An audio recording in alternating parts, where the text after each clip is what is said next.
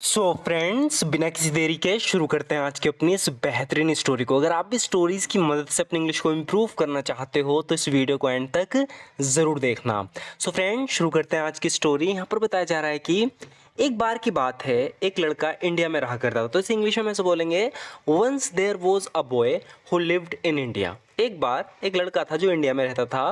Once there was a boy who lived in India. He was very skinny and not very strong. अब आगे उसके बारे में बताया जा रहा है कि ही वॉज वेरी स्किनी, यानी वो बहुत पतला था, एंड नॉट वेरी स्ट्रॉन्ग, और वो ज़्यादा स्ट्रॉन्ग नहीं था। यानी जब पतला था तो स्ट्रॉन्ग भी नहीं होगा, इसलिए बताया जा रहा है कि he was very skinny and not very strong. वो बहुत पतला था और मजबूत भी नहीं था।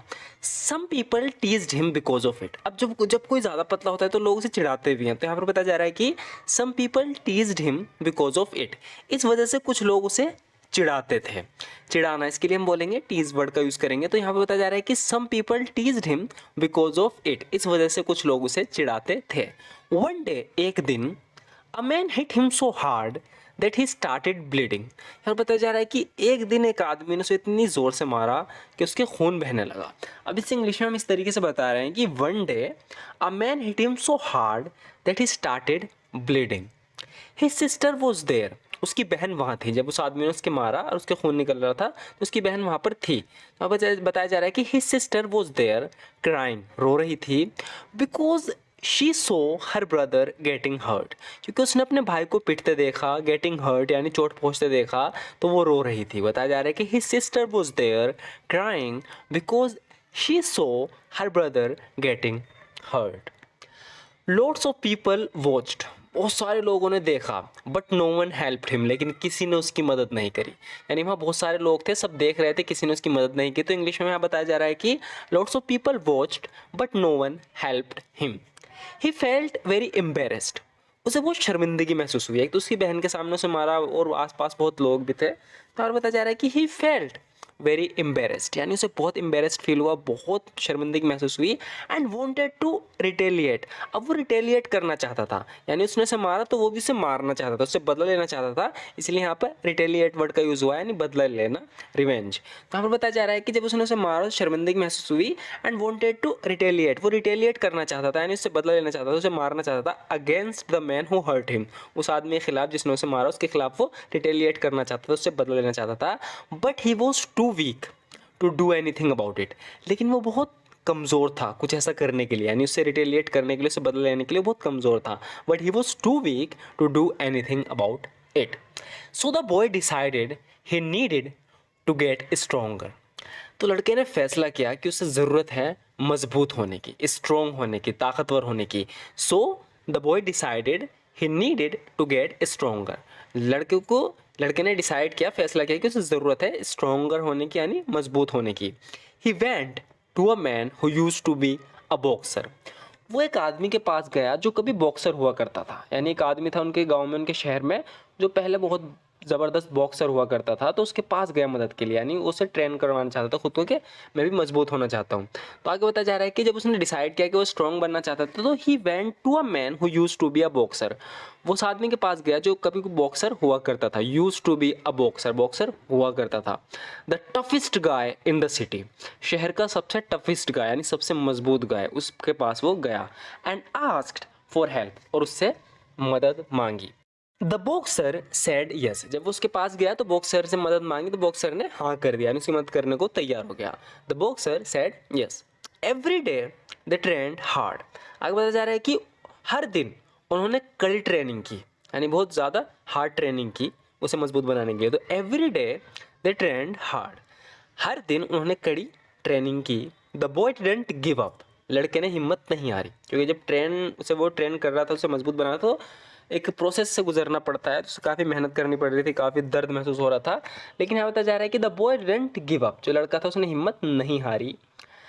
Even when it was really hard, उस वक़्त भी जब बहुत मुश्किल थी, बहुत कठिन समय पर भी लड़के ने हार नहीं मानी। The boy didn't give up, give up मतलब हार मानना, तो लड़के ने हार नहीं मानी।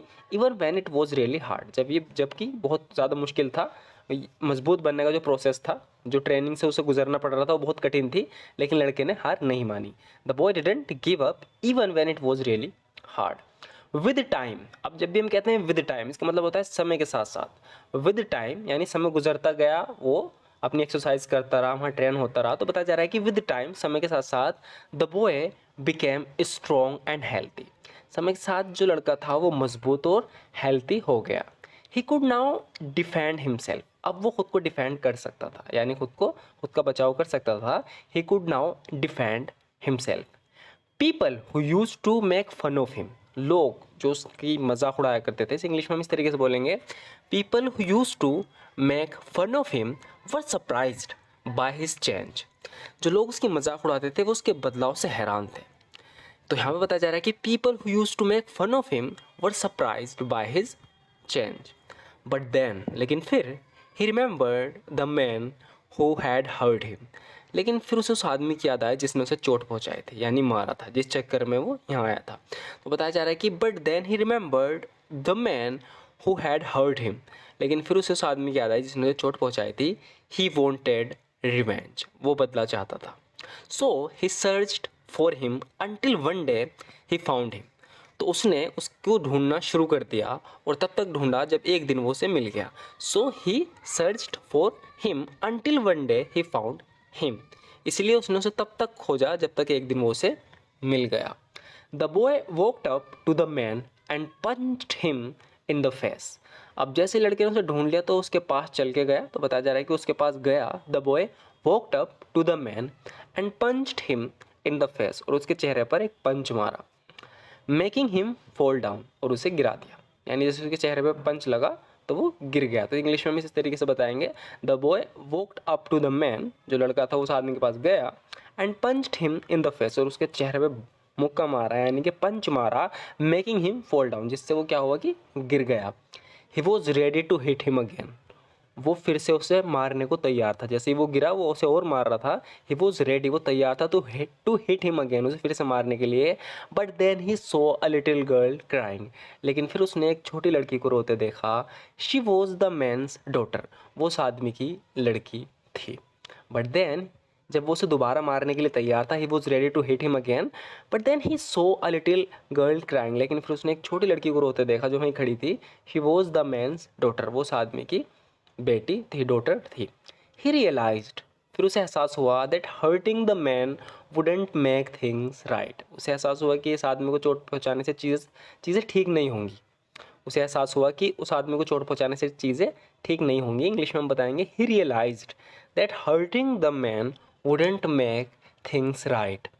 ही फॉरगेव हिम, उसने उसे माफ़ कर दिया। एंड प्रोमिस्ड हिमसेल्फ, और खुद से वादा किया, नेवर टू हर्ट एनीवन, किसी को हर्ट ना करने का, क्योंकि अब वो ताकतवर था, बहुत स्ट्रॉन्ग था, वो किसी को भी चोट पहुंचा सकता था, लेकिन उसने वहाँ पर खुद को प्रॉमिस किया।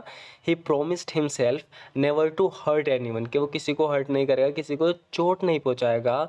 स्पेशली दोज होवर वीक, खासकर उन्हें जो कमज़ोर थे, वो कमज़ोरों को कभी चोट नहीं पहुँचाएगा, ये उसने खुद से उसने प्रॉमिस किया। He promised himself never to hurt anyone, especially those who were weak, खासकर उन्हें चोट नहीं पहुँचाएगा जो कमज़ोर थे। सो फ्रेंड्स, आज की ये छोटी सी स्टोरी बस इतना ही। आपको ये स्टोरी कैसी लगी ज़रूर बताना, स्टोरी अच्छी लगी तो लाइक ज़रूर कर देना। And thank you so much for watching this video friends.